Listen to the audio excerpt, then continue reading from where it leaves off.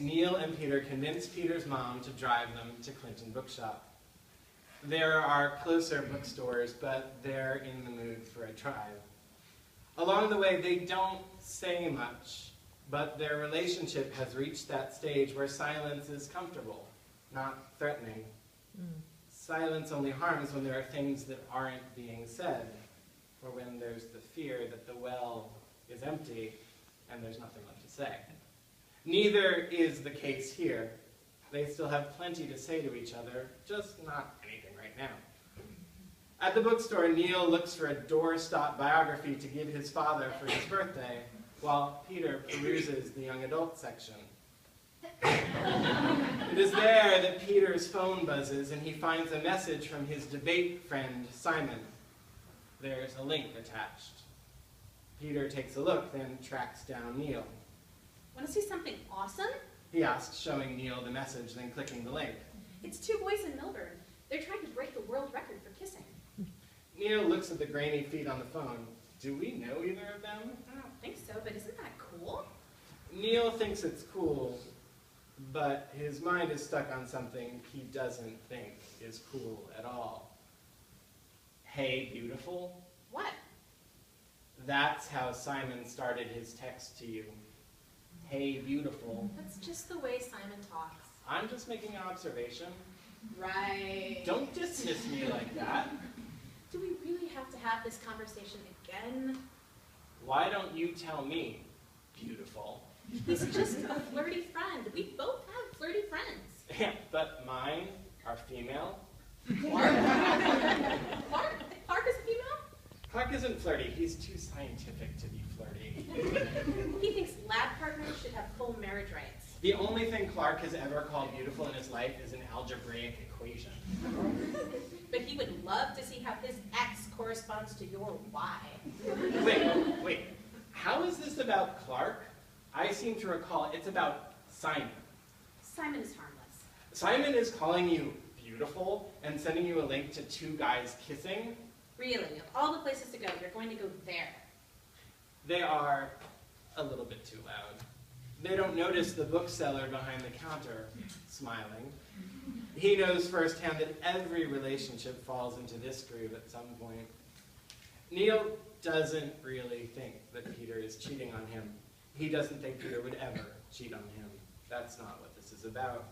It's about Neil's fear that Peter will want to cheat on him, that he will someday realize there's someone better out there. Peter is young enough to not really understand this. He thinks Neil is being foolish, slightly paranoid. He has done nothing wrong and resents being attacked anyway. Look, I think we need to step away for a second. I'm going to go down the street and get coffee. Do you want anything? Neil shakes his head. Okay, I'll be back in a few minutes, which is hopefully the amount of time it will take for you to realize that even if a million other guys say, hey, beautiful, to me, it doesn't change what we are, not one little bit. A million? Who said anything about a million? There happen to be a lot of people who use hey, beautiful as a greeting when I'm involved. Well, you are beautiful. I'll grant you that. It must be the hey I object to. It's so common. For horses, really. And you are so uncommonly, unhorsily beautiful. Peter realizes this last twist in the conversation means things with Neil are curving back into being better. But now that he's mentioned coffee, he wants it.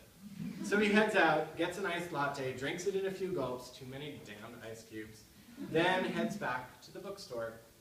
He finds Neil still in the YA section, his arms full of books. Wow, are they putting you on bed rest or something? Neil puts the books on a table and shushes Peter with a finger to his lips. Then he picks up the first book and holds it so Peter can read the title. I hadn't meant to tell you this. Peter quiets, watches as Neil holds up the books one by one.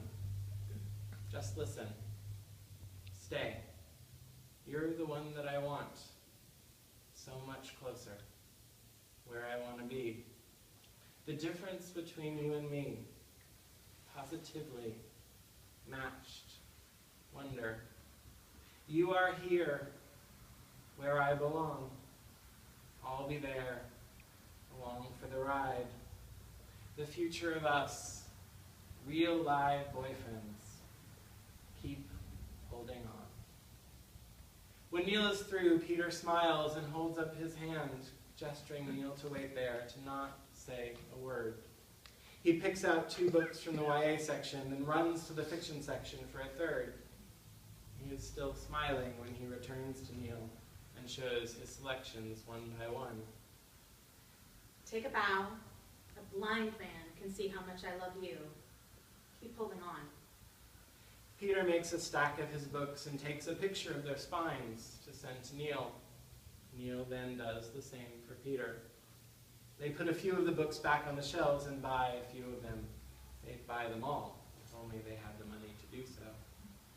As they map their way in ribbons through the store, as they traverse the alphabetical and the topical and the arcane, we are reminded of bookstores where we went, coffee shops and sex shops and Barney's and the Piggly Wiggly, all the aisles where we navigated relationships, all the conversations that were part of the aggregate conversation of our love.